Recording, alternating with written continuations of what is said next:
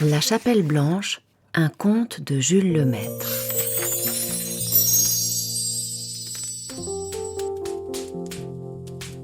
Dis encore, Suzon, comme c'est beau la messe de minuit, dis encore.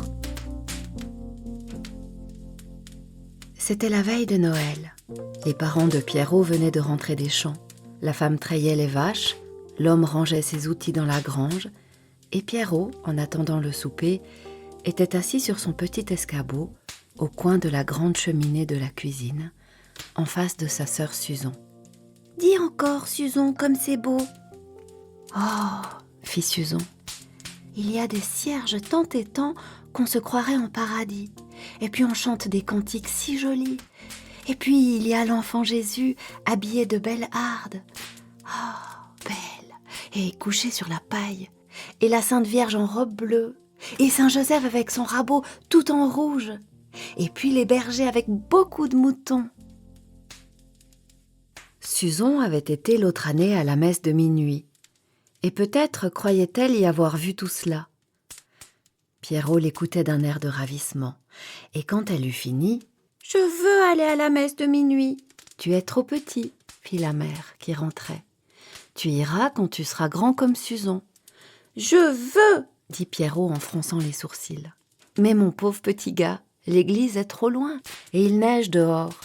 Si tu es sage et si tu dors bien, tu entendras la messe de minuit sans sortir de ton lit, dans la chapelle blanche. »« Je veux !» répéta Pierrot en serrant ses petits poings. « Qui est-ce qui dit « je veux » fit une grosse voix. C'était le père. Pierrot n'insista pas.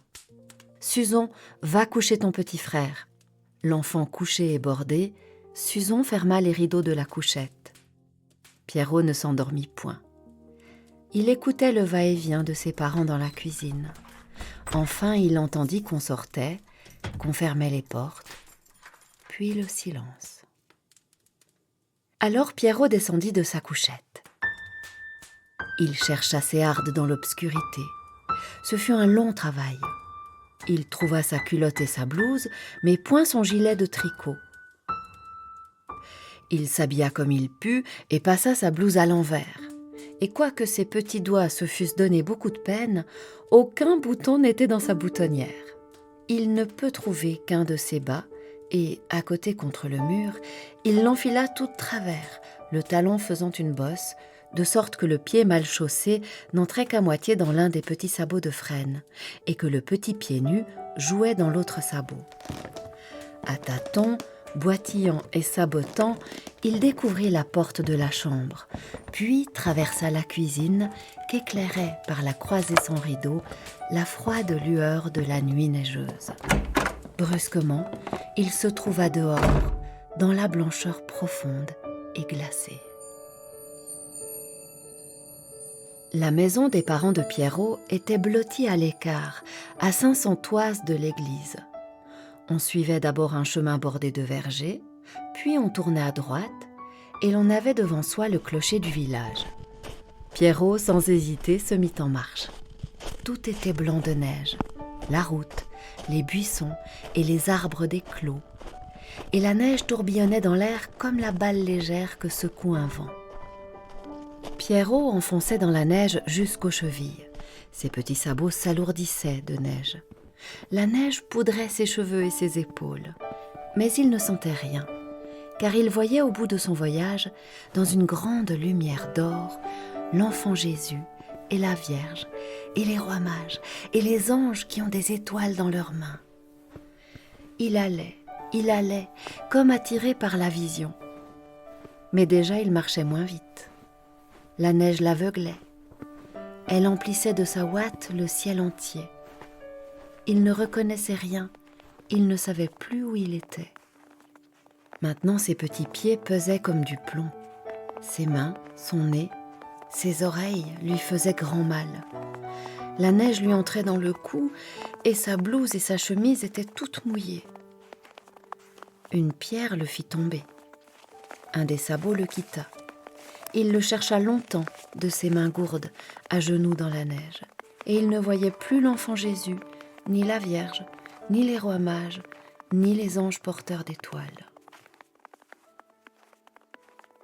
Il eut peur du silence, peur des arbres voilés de blanc qui crevaient çà et là l'immense tapis de neige et qui ne ressemblaient plus à des arbres, mais à des fantômes. Son cœur se serra d'angoisse. Il pleura et cria à travers ses larmes « Maman, maman !»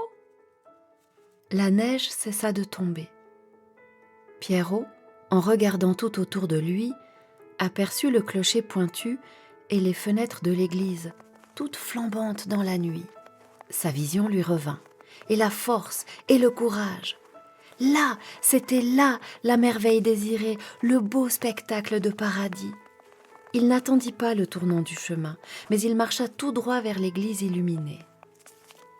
Il roula dans un fossé, s'y heurta contre une souche et y laissa son autre sabot.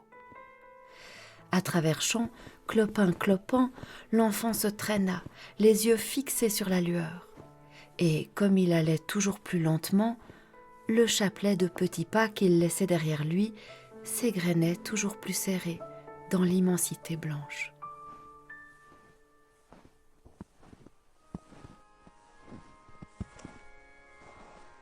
L'église, grandissante, se rapprochait. Des voix arrivaient jusqu'à Pierrot.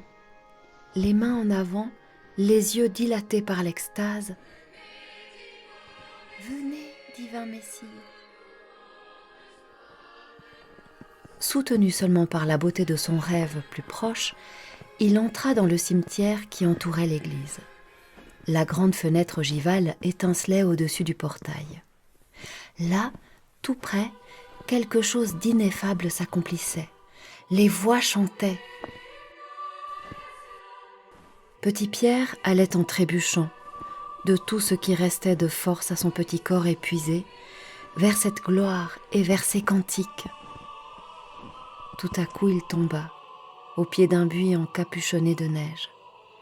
Il tomba les yeux clos, subitement endormi, et souriant au chant des anges. Les voix reprirent.